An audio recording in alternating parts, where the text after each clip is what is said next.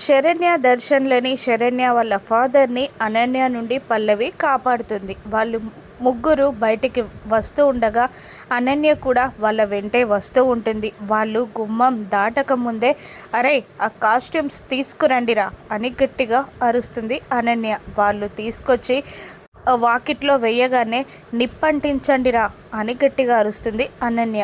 దాంతో ఆ కాస్ట్యూమ్స్ పైన పెట్రోల్ పోసి నిప్పంటించేస్తారు రౌడీలు. తగలబడిపోతున్న కాస్ట్యూమ్స్ని చూస్తూ మంటరార్పడానికి పరిగెత్తబోతూ ఉంటారు శరణ్య దర్శన్. కానీ వాళ్ళకన్నా ముందే పరిగెత్తి గేట్ వేసేస్తుంది అనన్య.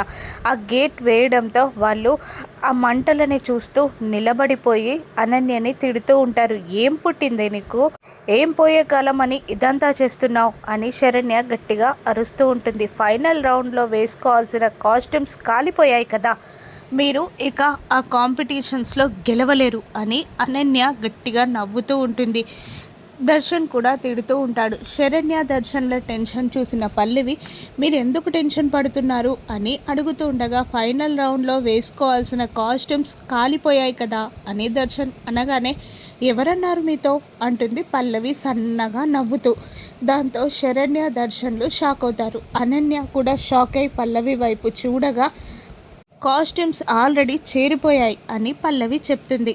ఇక్కడ ఫ్యాషన్ షో కాంపిటీషన్లో థర్డ్ రౌండ్ స్టార్ట్ అవుతుంది. మనం ఎప్పుడా అన్న రాజ్కోటి సిల్క్స్ ప్రజెంటేషన్ స్టార్ట్ అవ్వబోతుంది అని యాంకర్ అనౌన్స్ చేయగానే ఆనంద భైరవి పట్టు చీరలో సాంప్రదాయపు తెలుగు కట్టులో ప్రత్యక్షమవుతుంది. బొడ్డు దగ్గర తాళాల గుత్తి, అచ్చ తెలుగు పడుచుల మంచి పట్టు చీర, ఒంటి నిండా నగలు, తెలుగు సాంప్రదాయం ఉట్టిపడేలా వస్త్రధారణతో ప్రజెంటేషన్ ఇస్తూ ఉంటుంది ఆనంద భైరవి. ఆనంద భైరవి ప్రజెంటేషన్కి అందరూ మంత్రముగ్ధులు అయిపోతారు. క్లాప్స్తో ఆ స్టేడియం అంతా దద్దరిల్లిపోతుంది. ఇక వీళ్ళే విన్నర్సా? ఇప్పుడు అనన్య పరిస్థితి ఏంటి? ఆనంద భైరవి చేతిలో రాను ఎపిసోడ్స్లో చూద్దాం. Thank you for watching.